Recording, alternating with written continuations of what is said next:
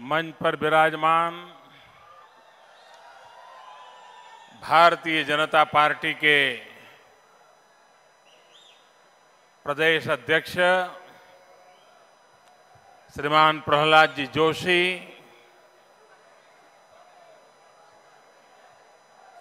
मंत्री परिषद के केंद्र में मेरे साथी, पार्टी के सभी वरिष्ठ पदाधिकारी और विशाल संख्या में पधारे हुए बंगलुरु के प्यारे भाइयों और बहनों,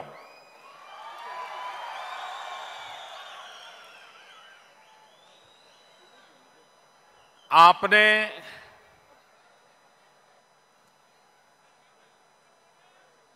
जन समर्थन देकर के दिल्ली में एक स्थिर सरकार को जन्म दिया, मजबूत सरकार को जन्म दिया,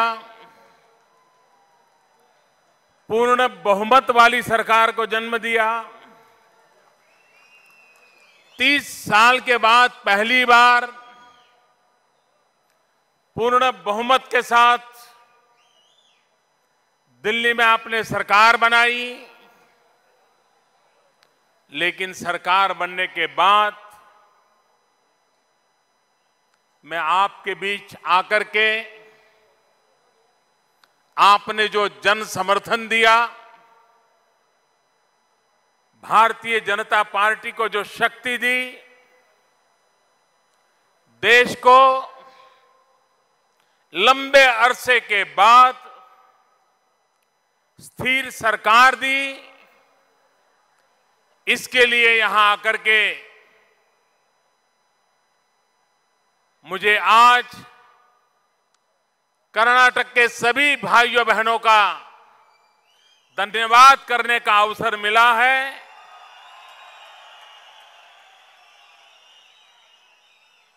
मैं हृदय से कर्नाटक के सभी मतदाता भाइयों बहनों का अभिनंदन करता हूं, धन्यवाद करता हूं कि आपके समर्थन के कारण आज दिल्ली में लंबे अरसे के बाद स्थिर सरकार बन पाई है।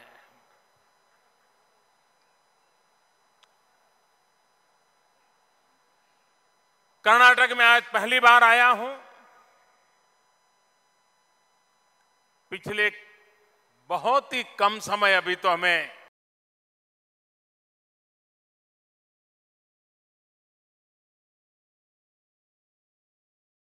लेकिन जैसे हम नए घर में जाते हैं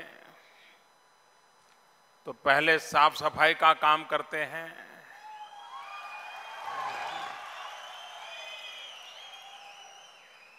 पहले जनता ने सफाई की, अब हम सफाई कर रहे हैं।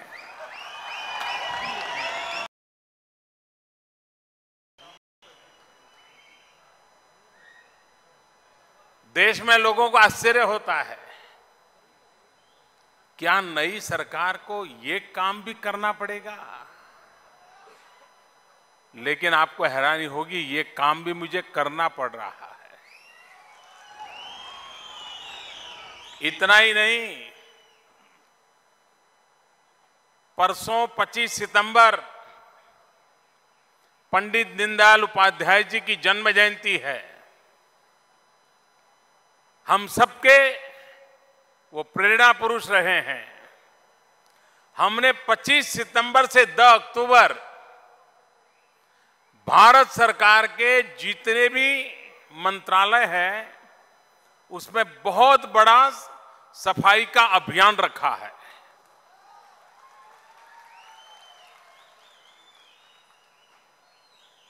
इतना ही नहीं, हमारे देश में इतने बड़ा कानूनों का जंगल बन गया है, इतने सारे कानून बने हुए हैं जिन कानूनों की आज कोई प्रासंगिकता ही नहीं है, कोई उपयोगिता नहीं है। अगर सरकार तेज चलानी है, सरकार को सीधे रास्ते पर दौड़ाना है,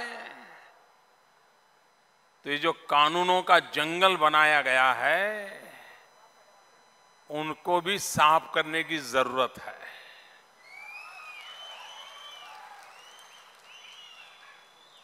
ढेर सारे कानून खत्म करने हैं मुझे। पहले सरकारें कानून बनाने का गर्व करते थे, उनको आनंद आता था, हमने ये कानून बनाया, हमने वो कानून बनाया। मैंने ठान ली है सारे बिन उपयोगी कानूनों को खत्म कर देना। एक स्पेशल कमेटी बनाई मैंने आकर के कि भाई खोजो ये बिन जरूरी क्या चीजें हैं, क्योंकि यही चीजें हैं जिसके कारण शासन में निर्णय प्रक्रिया में रुकावटें पैदा होती है। एक ही विषय पर 5-5, 10-10 कानून मिलेंगे, कोई 100 साल पुराना कानून, कोई 150 साल पुराना कानून, कोई 50 साल पुराना कानून, और फिर जिसको जो उपयोगी में आए वो अर्थ निकाल देता है और काम रोक देता है। काम को गति चाहिए, काम को दिशा चाहिए।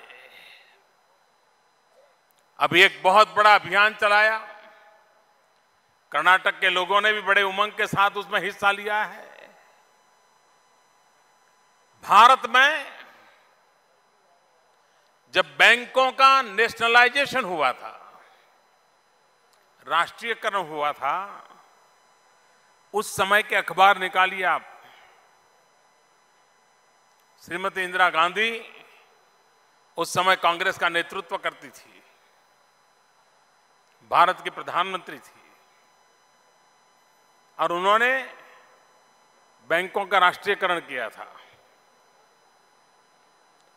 उस समय निजलिंगप्पा जी, यहां उनका नाम भी उस समय फोरफ्रंट में था। कांग्रेस पार्टी के टुकड़े हो गए थे, और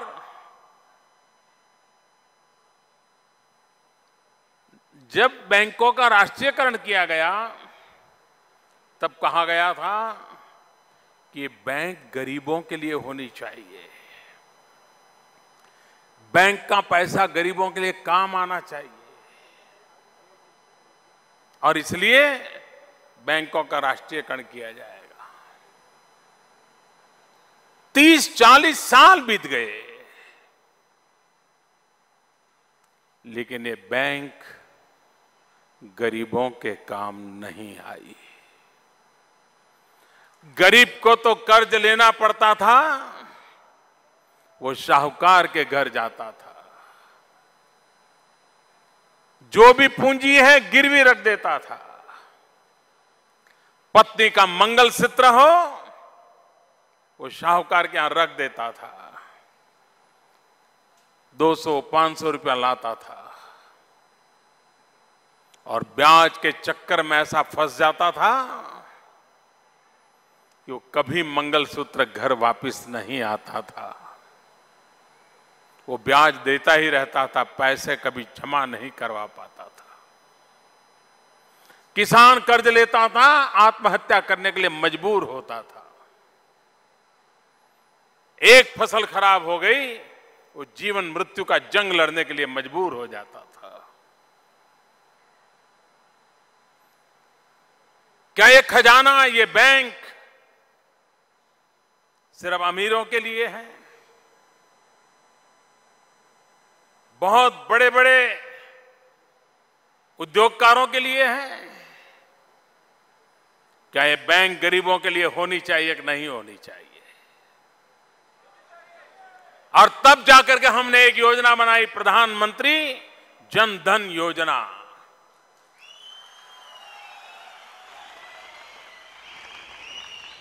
देश में आधे लोग वो अर्थव्यवस्था की मुख्य धारा में ही नहीं थे। और मैं देश भर के बैंक को चलाने वाले सभी छोटे मोटे मुलाजिम को अभिनंदन करता हूं कि मेरे एक आह्वान पर इतने कम समय में जो बैंक के खाते खोलने का अभियान चलाया, 4 करोड़ से अधिक परिवारों को ऑलरेडी एक काम में जोड़ दिया गया।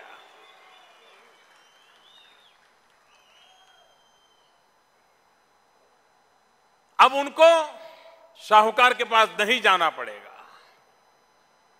और जब बैंक अकाउंट खोलने की योजना बनाई थी तब तो कहा था कि 0 बैलेंस से अकाउंट खोलेंगे, 1 रुपया भी नहीं है आपके पास, आप जाइए बैंक अकाउंट खुलेगा। लेकिन मेरे लिए खुशी की बात है, जब मैंने 1 हफ्ते पहले जब जानकारी ली थी, 0 बैलेंस के बावजूद भी खाता खुलने वाले का होने के बावजूद भी हमारे देश का गरीब भी सामाजिक जिम्मेवारियों को, संस्कारों को महत्व देता है और करीब 1500 करोड़ रुपया खाते खोलने में लोगों ने जमा करवाए।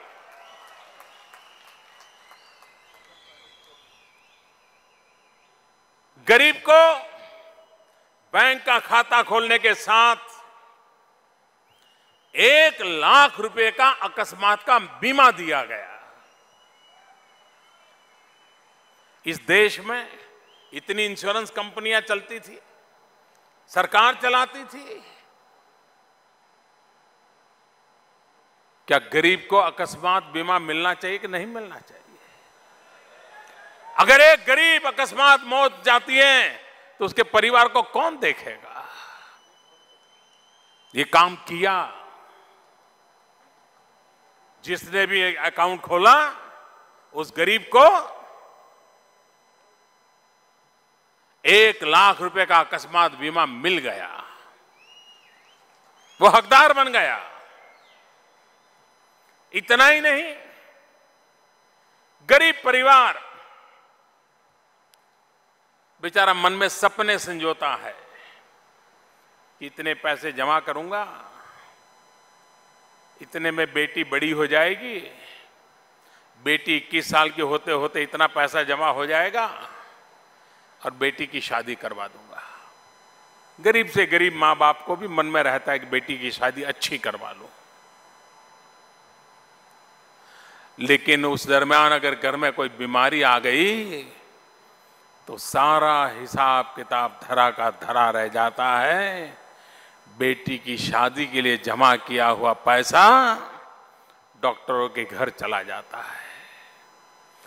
गरीब जब बीमार होता है तो एक व्यक्ति बीमार नहीं होता है, पूरे परिवार की सारी अर्थ रचना गरीब हो जाती है, पूरा परिवार तबाह हो जाता है। ये जनधन योजना के साथ कहा कि 30,000 रुपये तक अगर उसके परिवार में बीमारी आती है, उपचार का खर्चा सरकार देगी। गरीब के परिवार में बीमारी से जूझने की, बीमारी से बाहर निकलने की एक सुविधा हो जाएगी। निर्णय ऐसे हो जो गरीबों की भलाई के लिए हो। कई सरकारी मुलाजिम जब रिटायर्ड हो जाते हैं तो उनको पेंशन मिलता है। आपको हैरानी होगी, भारत सरकार में ही, मैं राज्यों की बात नहीं करता हूं, भारत सरकार में 32 लाख लोग ऐसे थे जिनको पेंशन की रकम किसी को 50 रुपया, किसी को 100 रुपया, किसी को 200 रुपया मिलती थी।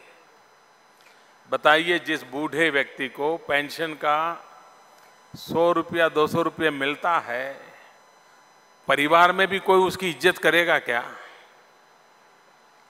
कोई उसका ध्यान रखेगा क्या? वो भी स्वाभिमान से जी पाएगा क्या? हमने एक निर्णय किया कि ऐसे जितने लोग हैं जिनको सरकार का पेंशन मिलता है, अब एक भी व्यक्ति ऐसा नहीं होगा जिसका पेंशन 1,000 रुपये से कम होगा। 32 लाख ऐसे परिवारों का इसका सीधा फायदा मिलेगा। और ये 30 तारीख को मैंने हमारे मंत्रियों को कहा है, एमपीओ को कहा है कि अपने अपने इलाके में ऐसे लोगों को बुलाएं और उनको चेक सुपुर्द करें, क्योंकि इस महीने से उनका काम शुरू हो जाए।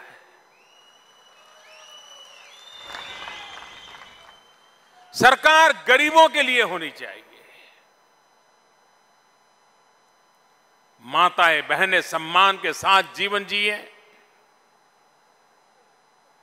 उनकी शक्ति भी राष्ट्र के निर्माण में काम आए। हमारे देश का किसान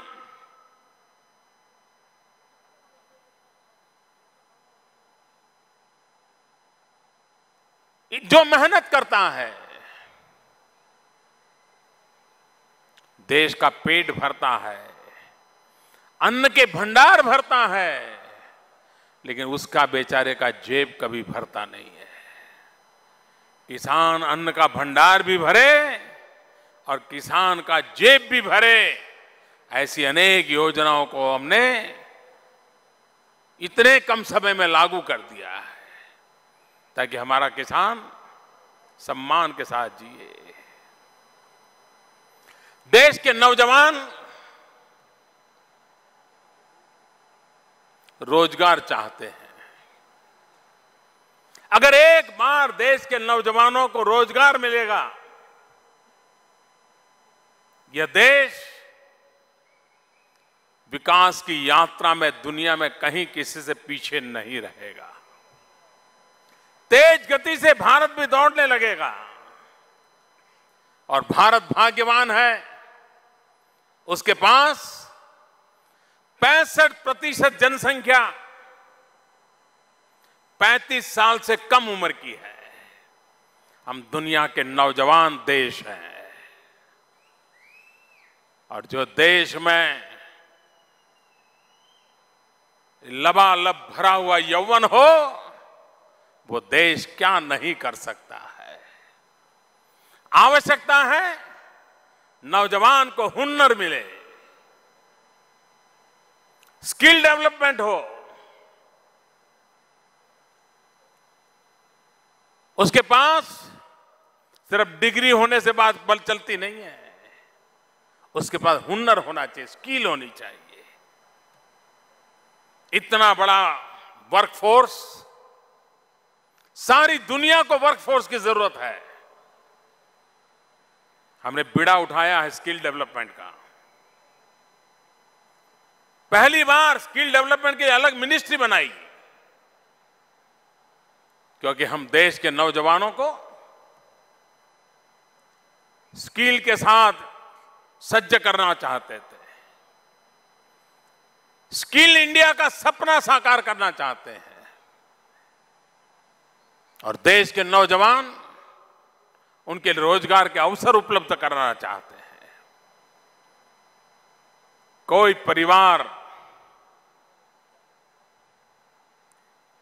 उसका बेटा बेरोजगार हो तो परिवार में सबसे ज्यादा परेशानी होती है। उस स्थिति को हमें बदलना है। एक और बीड़ा उठाया है, लेकिन वो काम न प्रधानमंत्री कर सकता है, न मुख्यमंत्री कर सकता है, न दिल्ली में बैठे हुए, सरकार में बैठे हुए बेंगलोर के हो या दिल्ली के हो मंत्री कर सकते हैं। वो काम ऐसा है सफाई का, स्वच्छता का। हम दुनिया के देशों में आजकल जाते आते हैं, हम टीवी पर भी दुनिया के देश देखते हैं, और जब दुनिया के देशों की सफाई देखते हैं, साफ सुथरे रास्ते देखते हैं, बगीचे साफ सुथरे देखते हैं, तो कभी हम भी अपने घर में बैठ करके बोलते हैं, देखो सिंगापुर तो कितना साफ सुथरा लगता है, दुबई कितना साफ सुथरा लगता है, फलाना कितना साफ सुथरा लगता है। हमारा देश क्यों साफ सुथरा नहीं होता है? जरा हम अपने आत्मा को पूछें। अगर हम तय करें, 125 करोड़ देशवासी तय करें कि मैं गंदगी नहीं करूंगा,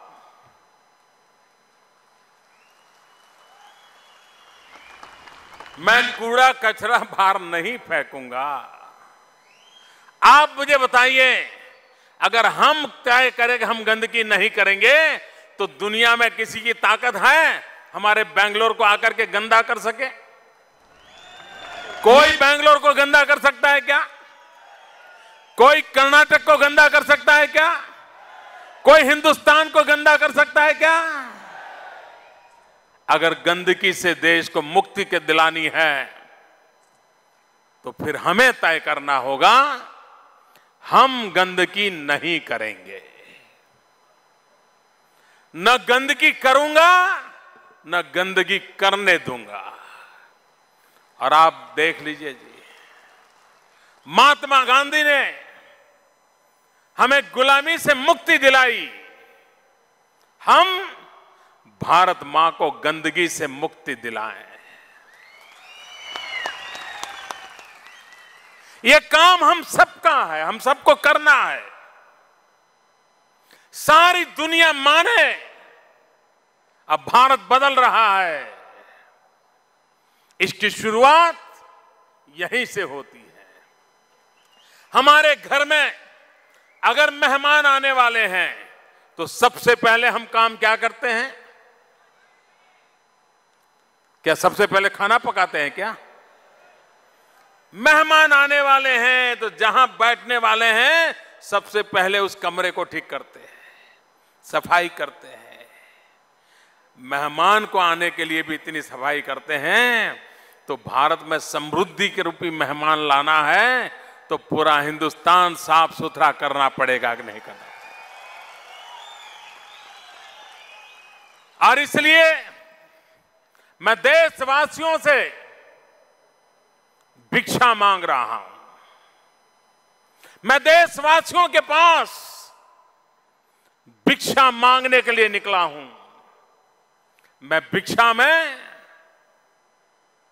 देशवासियों से एक साल में 100 घंटे मांगता हूं। मुझे 100 घंटे दीजिए, हर सप्ताह 2 घंटे,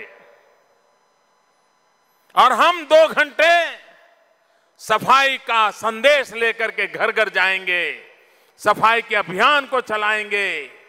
ये भारत माता पर एक गंदगी का कलंक है, उसे हम मिटा के रहेंगे। ये हमारी भारत भक्ति है।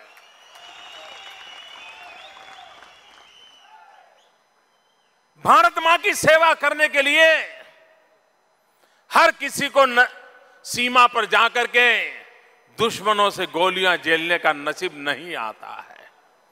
भारत मां की सेवा करने के लिए हर किसी के नसीब में फांसी के तख्त पर चढ़ने का अवसर नहीं आता है।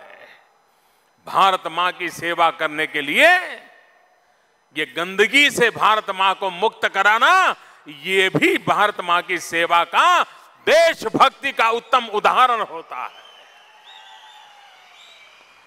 और इसलिए 2 अक्टूबर से पूरे देश में एक सफाई का अभियान प्रारंभ करना है। मैं स्वयं निकलने वाला हूं झाड़ू लगाने के लिए।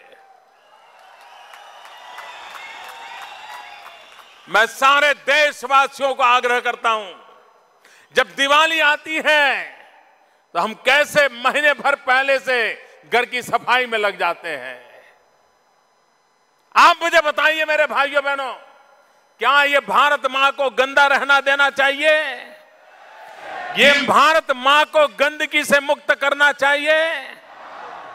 क्या ये जिम्मेवारी हम उठाएंगे? सारे देशवासी उठाएंगे?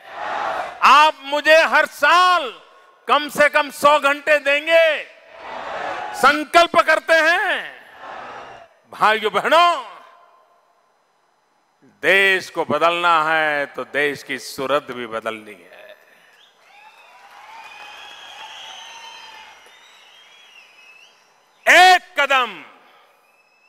एक कदम स्वच्छता की ओर चलें।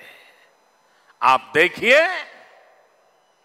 हमारा देश दुनिया के सामने सीना तान के खड़ा हो जाएगा। आज भी हमारी माताएं बहनों के लिए शौचालय नहीं है, बहुत पीड़ा होती है। मां बहनों को सम्मान कैसे मिलेगा? शौचालय बनाने का अभियान चलाना है मुझे। आज भी हमारे यहां कई स्कूल ऐसी हैं जहां बच्चियों के लिए अलग टॉयलेट नहीं है।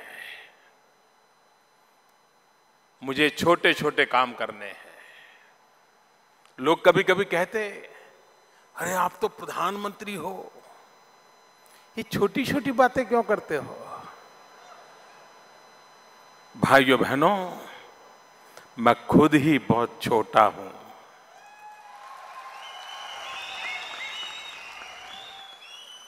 मैं खुद ही सामान्य परिवार से आया हूं और मुझे जो सौभाग्य मिला है सेवा करने का, वो शक्ति और समय मैं छोटे छोटे लोगों के लिए ही खपा देना चाहता हूं।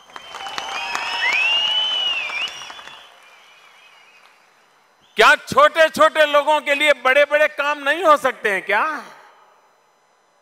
क्या देश चलाने के लिए बड़े बड़े लोगों के ही काम होने चाहिए क्या? और इसलिए मैंने रास्ता चुना है इस देश के छोटे छोटे लोगों का काम करने का।